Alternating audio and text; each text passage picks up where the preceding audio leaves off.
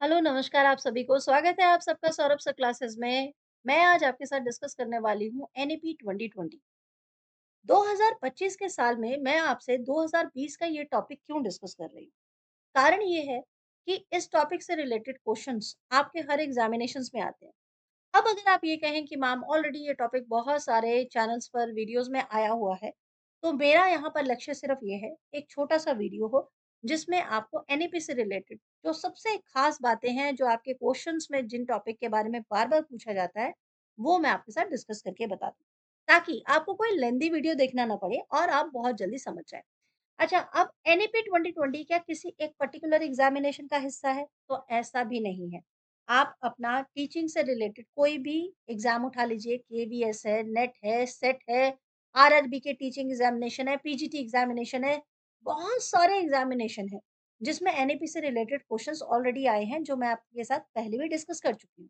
इसके अलावा भी आपका जितने भी सिविल सर्विसेज़ एग्ज़ामिनेशन होते हैं, उसमें भी एनईपी से रिलेटेड क्वेश्चन आ रहे हैं। इसलिए ये एक श्योर एंड शॉर्ट टॉपिक है जिसमें हम लोग आज डिस्कस करने वाले हैं। तो मैं हूँ चीनू ठाकुर और वेलकम करती हूँ आप सबका इस वीडियो में। तो चलिए स्टार्ट करते हैं आज की क्लास। नेशनल एजुकेशनल पॉलिसी 2020 और previous education policy. Previous education policy मैं इसलिए आपके साथ डिस्कस कर रही हूँ कि कहीं पर भी ऐसा ना हो कि एक होता है ना कि हम किसी एक गवर्नमेंट को अ, एकदम ये कर रहे हैं कि उसी गवर्नमेंट की वजह से ये नेशनल एजुकेशन पॉलिसी आई है। पहले तो ऐसा था नहीं, तो ऐसा भी नहीं है।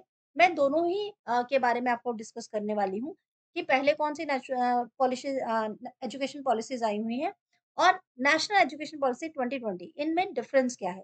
सारी चीज़ें हम लोग डिस्कस करेंगे सो दैट आप क्लास के एंड में ये जाकर समझ सकें कि ये कैसे डिफरेंस है, ठीक है? क्या डिफरेंट है इसमें और कैसे बदलाव हुए, सारी चीज़ें हम लोग एक-एक करके डिस्कस करेंगे। तो वीडियो में ज़रूर बने रहिएगा और एक लाइक बटन ज़रूर दबा दीजिएगा, वो काफ़ी ज़्यादा हेल्प करता है, ठीक है? मैं अपनी क्लास में आज आपको लाइव लेक्चर दे रही थी, तो जो स्टूडेंट मेरे लाइव लेक्चर्स में नहीं थे, मैं उनके लिए ये चैनल पर यहाँ पर वीडियो अपलोड कर रही हूँ। तो नेशनल एजुकेशन पॉलिसी जो 2020 है, वो लेटेस्ट एजुकेशन पॉलिसी है, जिसका एम जो है, जो लक्ष्य है, वो था कि जो इंडियन एजुकेशन सिस्टम चला आ रहा है, उसको थोड़ा-सा ट्रांसफॉर्म करना है, बदलना है। बदलना इसलिए है क्योंकि आज के टाइम पर बहुत सारे जो बदलाव हैं, एजुकेशन सिस्टम में बदलाव होने ज़रूरी हैं, आपके इकोनॉमी में बदलाव होने ज़रूरी हैं, हर क्षेत्र में बदलाव ज़रूरी थे और एजुकेशन में इसलिए बदलाव ज़रूरी है क्योंकि किसी देश की शिक्षा ही उसके भविष्य को तैयारी करने में मदद करती है, ठीक है? तो जो नया एजुकेशन पॉलिसी आया उसके अंतर्गत क्या करना चाहते हैं कि एक तो जो पढ़ाई है वो होलिस्टिक होनी चाहिए, यानी कि जो समग्र तरफ से विकास हो सके, चारों तरफ से विकास हो सके। ऐसा नहीं है कि बस किसी एक टॉपिक को लेकर बस उसी में आपको पढ़ना ही पढ़ना है, वही चीज़ आपको करनी है। पढ़ाई को थोड़ा फ्लेक्सिबल बनाया जाए, ठीक है? जो कोर्सेज़ लिए जाते हैं, उनको फ्लेक्सिबल किया जाए और मल्टी डिसिप्लिनरी रखा जाए। क्योंकि पहले बहुत सारे ऐसे लॉज़ थे जिसकी वजह से अगर एक स्टूडेंट जो है वो ग्रेजुएशन कर रहा है तो दूसरा ग्रेजुएशन का डिग्री तब तक नहीं ले सकता जब तक वो इसको पूरा ना कर ले। इसका एक नुकसान मैंने खुद ने भी भोगा हुआ है, ठीक है? लेकिन आज की डेट में अगर ये पॉलिसी आज से कुछ साल पहले आई होती तो हो सकता है कि मेरे लिए और ज़्यादा बेहतर रहता। बट कोई बात नहीं, आज के स्टूडेंट्स के लिए मल्टी डिसिप्लिनरी एक्शन होना बहुत ज़्यादा इम्पोर्टेंट था, जो कि इस पॉलिसी द्वारा हो रहा है, ठीक है? और 21st सेंचुरी के हिसाब से जो भी बदलाव होने चाहिए एजुकेशन सिस्टम में, वो इस पॉलिसी ने लॉन्च किए हैं और बहुत सारे स्टेट्स जो हैं, वो इसको एक्सेप्ट भी कर रहे हैं, लेकिन कुछ स्टेट हैं जो इसके अगेंस्ट है। क्यों है? सारी चीज़ें आपको अभी पता चल जाएगा जैसे-जैसे वीडियो आगे बढ़ेगा। तो इससे पहले क्या एजुकेशन पॉलिसी नहीं आई है? बिल्कुल आई है। 1968 में एक नेशनल एजुकेशन पॉलिसी आई थी और एक आई थी 1986 में। क्या डिफरेंस है? वो हम वीडियो के लास्ट में आते-आते ज़रूर समझ लेंगे। तो पहले समझते हैं इसकी विशेषताएँ क्या है? जो नेशनल एजुकेशन पॉलिसी है, यानी राष्ट्रीय शिक्षा नीति 2020 इसकी प्रमुख विशेषताएँ आपके सामने लेकर आ रही हूँ। स्कूल का एजुकेशन क्या होता है? पहले एजुकेशन होता है कि हम क्लास 1 टू 5 तक पढ़ते हैं, उसके बाद हम 10th होती है, उसके बाद 12th होता है और उसके बाद ग्रेजुएशन होता है, ठीक है? तो अब जो नया सिस्टम आया है, उसमें आया है फाउंडेशनल स्टेज सबसे पहले हो, यानी जब आप 5 साल के हैं, ठीक है? 5 साल के मतलब आप 5 साल के नहीं, जब ये 5 साल का टोटल स्टेज माना जाएगा जिसमें 3 साल से लेकर 8 साल तक। यानी प्री प्राइमरी टू ग्रेड 2 तक ये फाउंडेशनल स्टेज माना जाएगा, ठीक है? और हर एक स्टेज को अहमियत दी जाएगी। ऐसा नहीं है कि जब आप आके ग्रेड 9 टू 12 कंप्लीट करेंगे तो उसी की प्रमुखता होगी, बल्कि इन सारी स्टेज को प्रमुखता दी गई है, ठीक है? इसके बाद आएगा प्री-प्रेटरी स्टेज। ये स्टेज के नाम आपको याद करने हैं। प्री-प्रेटरी स्टेज कब है? मिडल स्टेज कौन-सी एज का है? सेकेंडरी स्टेज कौन-सी एज का है? तो जब ग्रेड 3 टू 5 में आते हैं आप, तो आता है प्री-प्रेटरी स्टेज, ठीक है? यानी आप 8 साल से 11 साल तक के बच्चे इस स्टेज पर आएँगे। उसके बाद मिडल स्टेज आती है जब आप ग्रेड 6 टू 8 आते हैं, ठीक है? वो 3 साल का माना जाएगा और उसके बाद सेकेंडरी स्टेज होगी जो आपका ग्रेड 9 टू 12 तक का, यानी साल 14 एज से लेकर 18 साल तक, ठीक है? ये समझ में आया आपको? तो ये स्ट्रक्चर आपको याद रखना है, 5 प्लस 3 प्लस 3 प्लस 4, ओके? यानी एज 3 से स्टार्ट हो जाएगा ये फाउंडेशनल स्टेज, जो आपको मोंटेसरी आप कहते हैं, जो आपका प्री प्राइमरी सेक्शन होता है, वो सारी बातें यहाँ पर की जा रही हैं। अब समझते हैं कि इसकी खास-खास विशेषताएँ क्या हैं? एक तो पहले होता था कन्फ्यूजन कि 5 प्लस एज होगी तो हम स्कूल में बच्चों को डालेंगे। बट आप देख रहे होंगे अब 3 प्लस भी कई स्कूलों में एडमिशन्स चल रहे हैं। लेकिन 3 प्लस में जो बच्चे पढ़ रहे हैं और जो बच्चे आते-आते 6 प्लस में हो जाते हैं, उनमें क्या चीज़ों का सबसे ज़्यादा ध्यान रखना चाहिए? एनईपी इस बात को और क्लियर बता रही है। कैसे बता रही है? कि ईसीसीई का ध्यान रखना है। यानी emphasis on early childhood care and education, ठीक है? इसे प्री प्राइमरी जो एजुकेशन होती है उसकी तरफ ध्यान देना है, और वो कैसे होगी? कि मदर टंग में पढ़ाया जाए, ये सबसे ज़रूरी बात है। आज की डेट में हम इंग्लिश की रेस में इतना भी भूल गए कि अगर जब बच्चा जन्म लेता है, वो अपने घर में ज़्यादा समय बिताता है और मोंटेसरी या स्कूल में कम समय बिताता है। अगर उस टाइम पीरियड में घर में तो सभी अपनी-अपनी भाषाएँ बोल रहे हैं, लेकिन स्कूल में 1 घंटा या 2 घंटा उसे सिर्फ़ इंग्लिश बोलने के लिए प्रेशराइज़ किया जा रहा है, तो वो ढंग से ना इंग्लिश ही सीख पाएगा और ना ही अपनी मदर टंग भी समझ पाएगा। और आप धीरे-धीरे देखेंगे क्लास 6 तक, क्लास 5 तक आते हुए कई बच्चों को मैंने देखा है कि वो कन्फ्यूज़ हो जाते हैं कि कैसे हम अपने टीचर से क्वेश्चन पूछें। ना उन्हें पूरी तरह से वो भाषा समझ में आ पाती, ठीक है?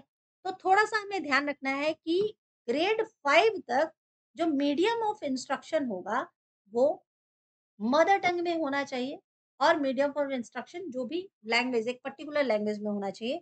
किसी एक भाषा पर ज़ोर नहीं देना चाहिए, ठीक है? रिजिड स्ट्रीम नहीं होना चाहिए। क्या मतलब? कि 10th के बाद सिर्फ़ आपके पास ऑप्शन है, आप साइंस लीजिए, कॉमर्स लीजिए, आर्ट्स लीजिए। जी नहीं, स्टूडेंट के पास बहुत सारे स्ट्रीम्स के ऑप्शन दिए जाएँगे अब। अब आप बिल्कुल इनमें से सिर्फ़ बाउंड होके नहीं रहेंगे। ये और विस्तृत होने जा रही हैं बातें, और ज़्यादा डिसाइड होगा इस बारे में कि कौन-कौन से स्ट्रीम्स ऐड ऑन होंगे। एक्सपेरिमेंटल जो लर्निंग होती है, यानी एक्सपेरिएंशियल जो लर्निंग होती है, जो इंसान करके सीखता है, उसपे बहुत ज़्यादा फ़ोकस दिया जाएगा, क्योंकि आज का ज़माना क्या है? एआई का ज़माना है, आर्टिफ़िशियल इंटेलिजेंस का ज़माना है। इस आर्टिफ़िशियल इंटेलिजेंस के टाइम पीरियड में अगर बच्चे को कंप्यूटर ही नहीं आएगा, तो वो आगे कैसे कम्पीट कर पाएगा? आज हम अनएम्प्लॉयमेंट को सबसे बड़ा राक्षस मानते हैं भारत के डेवलपमेंट में, बट हम ये नोटिस नहीं कर रहे कि जब आप देखते हैं, बहुत सारे ऐसे आपको स्टूडेंट्स मिलेंगे, जिन्होंने ग्रेजुएशन तो किया है, मास्टर्स तो किया है, लेकिन वो सिर्फ़ एक डिग्रियाँ लेके घूम रहे हैं, एक्चुअल में उनको कोई नॉलेज नहीं। इसीलिए ये बहुत ज़रूरी है कि बहुत ही इनिशियल टाइम फ़ेज़ में आपका कोडिंग स्टार्ट की जाए, ताकि स्टूडेंट्स जो हैं इंटर्नशिप के बारे में जानें, थोड़ा सीखें, कर के सीखें, ठीक है? ताकि 12th तक आते-आते उन्हें काफ़ी ज़्यादा नॉलेज हो जाए। असेसमेंट को रिफ़ॉर्म करना बहुत ज़रूरी है।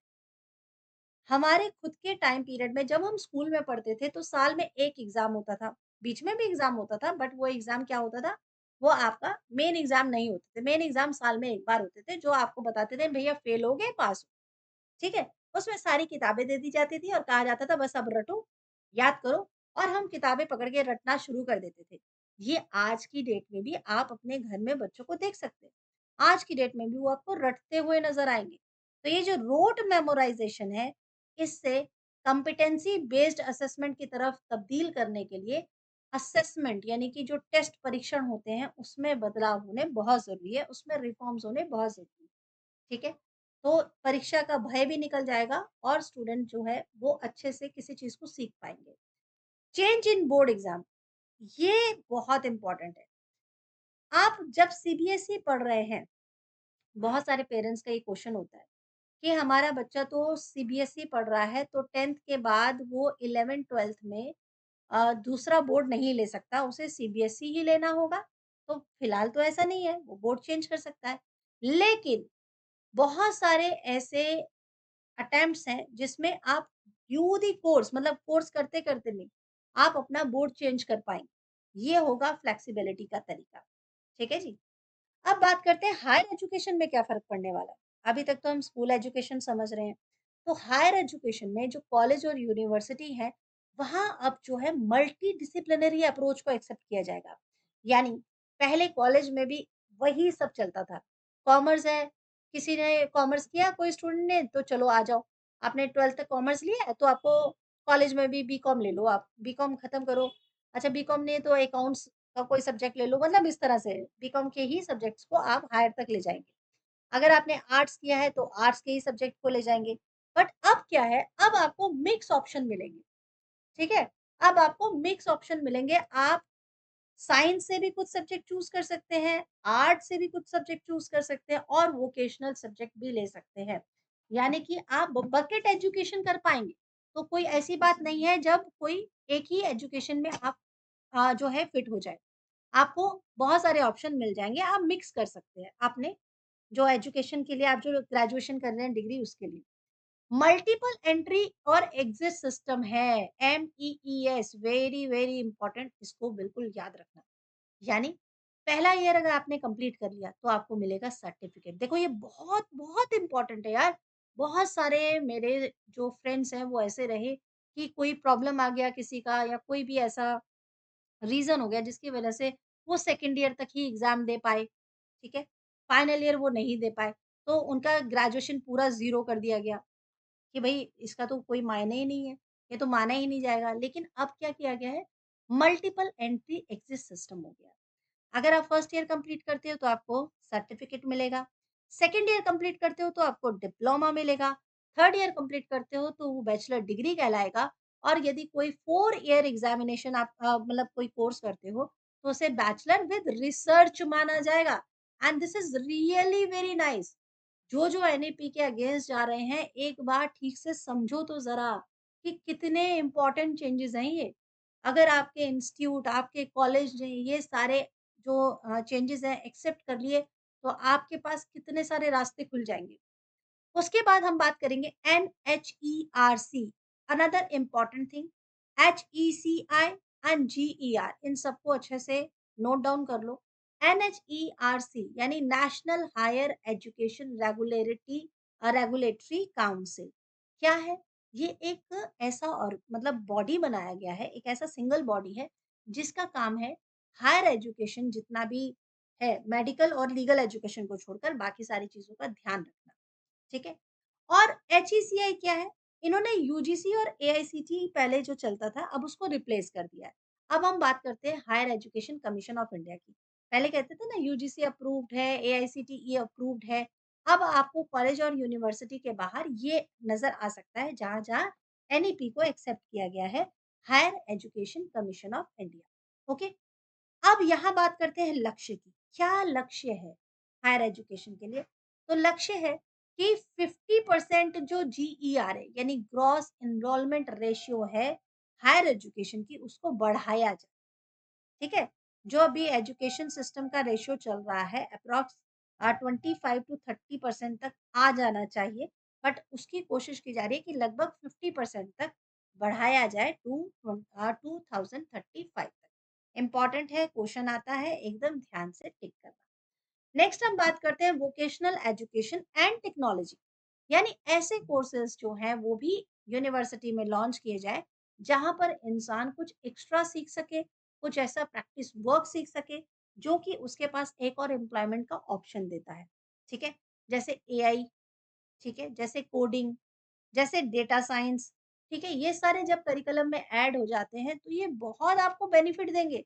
यानी एक सिंपल अगर आप बीकॉम की डिग्री करने गए और आपको वोकेशनल ट्रेनिंग भी दे दी जाए, उसी के साथ-साथ में, आपको एआई सिखाया जाए, आपको कोडिंग की नॉलेज दे दी जाए, तो ये सारा कंप्लीट करने के बाद जब आप अपने कॉलेज से निकलेंगे, तो आप बिल्कुल किसी भी अच्छी जॉब के हकदार बन जाते हैं, ठीक है? प्रमोशन की जाए ज़्यादा से ज़्यादा ई-लर्निंग की, जैसे कि स्वयं और दीक्षा। ये दोनों बहुत इम्पोर्टेंट है, लेकिन हमारा दुर्भाग्य ये है कि बहुत सारे स्टूडेंट हैं जिनको इसकी ज़्यादा जानकारी नहीं है, इसीलिए वो इसका फ़ायदा भी नहीं उठा पाते हैं। तो आप लोगों को मैं बताती हूँ, स्वयं और दीक्षा क्या है? ये ई-लर्निंग प्लेटफ़ॉर्म है। E-learning platform. यानी जैसे आप इग्नू से कोई कोर्स करते हैं, क्योंकि इग्नू एक ऐसा फ्लेक्सिबल आपको इंस्टीट्यूट है, जो आपकी शिक्षा में मदद करता है। उसी तरह से अब ई-लर्निंग प्लेटफ़ॉर्म बना दिए गए हैं। यानी आप ऑनलाइन कोई भी कोर्स कर सकते हैं, जो भी स्वयं और दीक्षा में अवेलेबल है। जाके चेक कीजिए, सैकड़ों कोर्सेज़ हैं, ठीक है? और ये बहुत ही ज़्यादा हेल्पफुल है। आपको ऑनलाइन सर्टिफ़िकेशन भी मिल जाता है। अब बात करते हैं टीचर एजुकेशन और ट्रेनिंग के लिए। तो एनईपी सिर्फ स्टूडेंट के लिए नहीं है, बल्कि टीचर के लिए भी बहुत सख्त हुआ है। क्योंकि यदि टीचर ही अच्छे ना हो मतलब नॉलेजफुल ना हो, तो स्टूडेंट्स के लिए कैसे आगे फायदा हो सकता है। तो बीएड की डिग्री को 4 ईयर तक किया गया है, ठीक है? इसमें फिर से बदलाव हुए हैं, कुछ कानून बदले गए हैं। बट जब एनईपी 2020 आया था कानून, तो उस समय ये किया गया था कि भाई 2030 तक जो टीचिंग है, जो टीचर बनेंगे, उन्हें कम से कम 4 साल का बीएड डिग्री कंप्लीट करना होगा, ठीक है? और सीडीपी वेरी इंपोर्टेंट सीपीडी यानी कि continuous professional development for teacher programme चलते रहने चाहिए। यानी कि अगर आप कॉलेज में हैं, अगर आप स्कूल में हैं, तो दोनों में क्या है कि मल्टी टाइम पे क्या होगा, आपकी रेगुलर एक ये कह सकते हैं ट्रेनिंग चलती रहेगी। प्रोफेशनल डेवलपमेंट के लिए देखा जाएगा कि आप कितने तैयार हैं, आप परफेक्ट टीचर हैं कि नहीं, आप सही टीचिंग कर रहे हैं कि नहीं। अब बात करते हैं थोड़ा एडमिनिस्ट्रेटिव चेंजेस के बारे में। क्या-क्या बदलाव आया था एनईपी के आने के बाद? सबसे पहले तो एमफिल की डिग्री को हटा दिया गया, ठीक है? बहुत सारे स्टूडेंट्स ने एमफिल किया हुआ था, बट एमफिल को हटा दिया गया। और उसके बाद कॉलेज और यूनिवर्सिटी को ऑटोनॉमी में लाया गया। यानी कि कोई ऐसा कॉलेज या कोई ऐसी यूनिवर्सिटी जो कि जिसके पास लीगली ऑथराइज़ेशन नहीं है, तो उसकी डिग्री को भी अमान्य कर दिया जाएगा, ठीक है? और परख जो था, जो नेशनल असेसमेंट सेंटर है, वो बनाया गया। ये क्या है? ये मॉनिटर करता है स्टूडेंट की परफॉर्मेंस कैसी चल रही है। इसे नेशनल असेसमेंट सेंटर भी कहते हैं। फॉरेन यूनिवर्सिटी को अलाउड किया गया इंडिया में। ये भी एक बहुत बड़ा स्टेप है। जो एनईपी के अगेंस्ट बोल रहे हैं, वो सिर्फ वही हैं जो भारत की एजुकेशन को डेवलप होता नहीं देख सकते। क्योंकि एनईपी में कितनी ज़्यादा आपको पॉइंट्स मिलेंगे जो फेवरेबल हैं भारत के, ठीक है? उसके बाद बात करते हैं डिफरेंस की। अब यहाँ पे वो टॉपिक आ गया जिसके मैं बारे में बात कर रही थी। 1968 में एजुकेशन स्ट्रक्चर 10+2 किया गया। 1986-92 में it was remain the same but NEP 2020 जो है उसके बाद सारा चेंज किया गया। 5+3+3+4 भी किया गया। यानी आप ये समझो जब आप 8th को भी पास करके निकलोगे तो भी आपके पास सर्टिफ़िकेशन होगा। जब आप 10th करके आते हो तो भी आपके पास सर्टिफ़िकेशन होगा। यानी आप अपने एजुकेशन को कहीं पर भी अगर बीच में आपको छोड़ना पड़ रहा है किसी कारणवश तो उनकी भी एक ये है वैल्यू होगा। ठीक है? फ़ोकस कहाँ किया गया अर्ली एजुकेशन में? 1968 में तो अर्ली एजुकेशन पे कोई फ़ोकस नहीं किया गया। 86 से 92 में मॉडरेट रखा गया बट 2022 में बच्चे इतने गैजेटेड हो गए हैं कि तुरंत भई अर्ली एजुकेशन में भी ध्यान दिया गया। मीडियम ऑफ जो इंस्ट्रक्शन था, जो आज हम लोग इतना ज़्यादा लोग जो साउथ में स्पेशली बहुत सारी आपको सूचनाएँ मिल रही हैं कि भई जो एनडीए है, उसकी वजह से कन्फ्यूज़न हो रहा है, तो एनडीए की वजह से कन्फ्यूज़न नहीं हो रहा है। ये पॉलिसी 1968 में निकाली गई थी, 3 लैंग्वेज फ़ॉर्मूला, ठीक है? 3 लैंग्वेज फ़ॉर्मूला का मतलब क्या है? एक तो जो आपकी मदर टंग है, उसमें स्टडी होगी। दूसरा इंग्लिश में फ़ोकस किया जाएगा, यानी कि जो ऑफ़िशियल लैंग्वेज है और तीसरा आपका जो एक हिंदी लैंग्वेज है, ठीक है? एक हिंदी लैंग्वेज है, उसको भी बढ़ोतरी की जाएगी। अब इसका देखो कारण समझो, भारत का बहुत बड़ा हिस्सा, ठीक है? वो हिंदी बोलता है, ओके? इसी तरह से पूरे वर्ल्ड में बहुत बड़ा हिस्सा है जो हिंदी भाषा को जानता भी है। तो अगर भारत में कोई ऐसी भाषा जिसके बारे में सब कोई जाने और वो कॉमन हो जाए, तो इसका ये कतई मीनिंग नहीं होगा कि दूसरी भाषाओं को भुला दिया जाएगा। जब हम यहाँ थ्री लैंग्वेज फॉर्मूला कह रहे हैं, तो ये जो मदर टंग है, ये हर एक स्टेट की भाषा है। इसको भी इम्पोर्टेंस दिया जा रहा है, जो कि होना भी चाहिए। ठीक है? फिर 1986 में भी थ्री लैंग्वेज फॉर्मूला को ही फॉलो करने के लिए कहा गया और एनईपी 2020 जो था, उसमें मदर टंग को प्रेफ़र किया गया। देखो यहाँ पे मदर टंग को प्रेफ़र किया गया है, लेकिन यहाँ पर थ्री लैंग्वेज फ़ॉर्मूला वाला जो टॉपिक बार-बार लाया जा रहा है, वो थ्री लैंग्वेज फ़ॉर्मूला जो है, वो एक पॉलिटिकल अ, टॉपिक बना के, पॉलिटिकल इश्यू बना के लाया जा रहा है। एक्चुअल में वो इस समय उठाया गया मुद्दा नहीं है, ठीक है?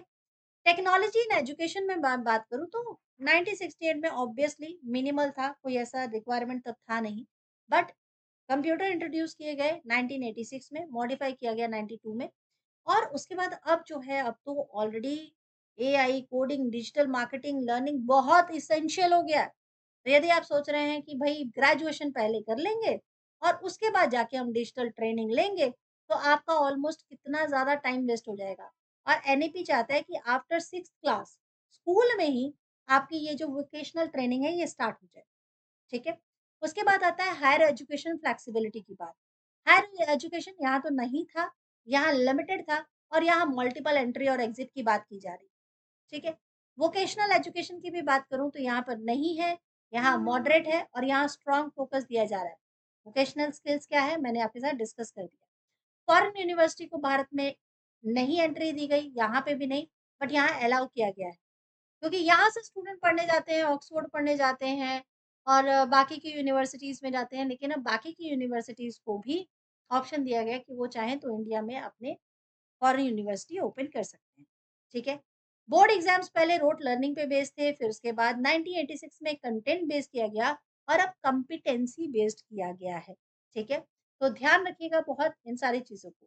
अब कुछ क्वेश्चन्स जो कि 1-2 क्वेश्चन ही हैं, जो मैं आपके सामने लाई हूँ।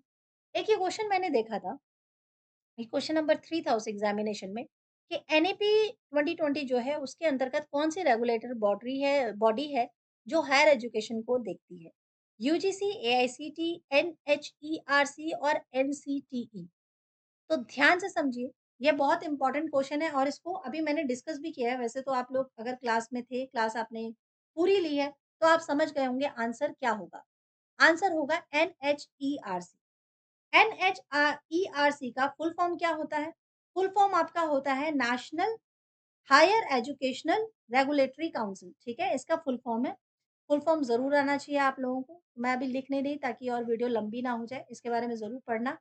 तो इंडियन गवर्नमेंट ने प्रपोज़ किया कि एक सिंगल रेगुलेटरी बॉडी होगी तो मतलब बढ़िया होगा, एक परफेक्ट सारा काम उसका होगा, हायर एजुकेशन के बारे में डिसीज़न लेना सब कुछ।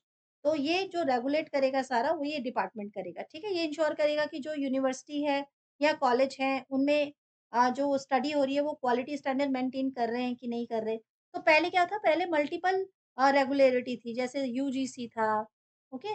एआईसीटी था, तो कहीं पर यूजीसी अप्रूव नहीं है, कहीं पर एआईसीटी अप्रूव नहीं है।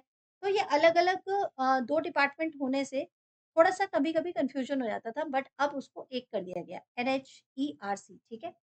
नेक्स्ट आपका इम्पोर्टेंट आ जाता है which initiative under NEP 2020 aims to assess students learning outcomes इनमें से कौन-सा है? तो ये तो आसान है, ये भी हमने डिस्कस किया है कि कौन-सी ऐसी पहल है जो छात्रों को सीखने के परिणामों का मूल्यांकन करने के लिए शुरू की गई है। तो वो हमने डिस्कस किया था।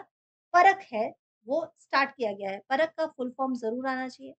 इसका फुल फॉर्म क्या है? मुझे ज़रा कमेंट सेक्शन में लिख कर बताइए। ठीक है? और परख का रोल क्या है? ये एक नेशनल असेसमेंट सेंटर की तरह काम करेगा, जिसका काम होगा कि जो स्टूडेंट्स पूरे इंडिया में जो स्टूडेंट्स हैं, उनकी परफॉर्मेंस को मॉनिटर करना। ये बोर्ड एग्ज़ाम्स और जो अदर स्कूल असेसमेंट हैं, उनके ऊपर भी फ़ोकस रखता है, ध्यान रखता है और ये कोशिश करेगा कि भई सिंपल रोट मेमोराइज़ेशन ना चल रहा हो।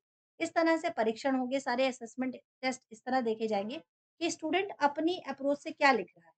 ठीक है? क्योंकि परख इसलिए ज़रूरी भी था, परख का मतलब क्या होता है? निरीक्षण करना, परखना किसी चीज़ को।